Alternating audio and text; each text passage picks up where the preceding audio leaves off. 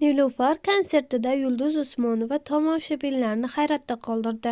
Assalomu alaykum, hurmatli tomoshabin, kanalimizdan uzoqlashmang. Obuna bo'lib, layk bosishni unutmang. Sizni qiziqtirgan eng tezkor, eng ishonchli va eng so'nggi ma'lumotlarni faqat bizning kanaldan topasiz. O'tkazib yubormang. Har yili takrorlanadigan savol: Yulduz Usmonova qizining konsertida chiqadimi? Bu safar ham ko'pchilikni qiziqtirdi. Intervyu Nilufar Usmonova bu haqda ochiq va samimiy fikr bildirgan edi. Onamning o'z ishlari, o'z konsert rejalari bor. U hurmatga loyiq inson. Albatta, xonanda sifatida kelishlarini istayman, lekin qiz sifatida ayam dam olsin deyman. Bu mening konsertim. Meni ko'rish uchun kelsin. Onam hech qachon meni sahnaga "Mana mening qizim" deb olib chiqmagan. Shuning uchun o'z muxlislari uchun o'zim chiqaman, degan edi Nilufar. Biroq kechagi konsert bu fikrlardan keyin ham kutilmagan. Shu bilan birga yoqimli lahzalarni namoyon etdi.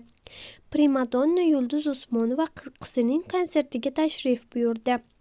Sahnaga ko'tarilib, Nilufarni quchoqlab o'tirgan holda "Onam" nomli qo'shig'ini kuyladi. Uni samimiy tabrikladi.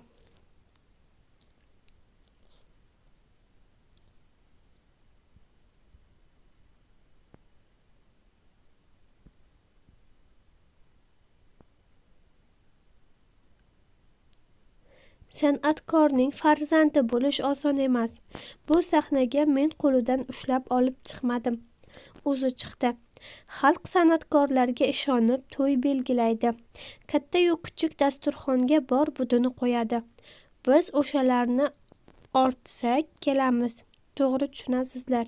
Men ham xizmatkor, sen ham xizmatkor, ikkimiz ham xalq xizmatkorimiz.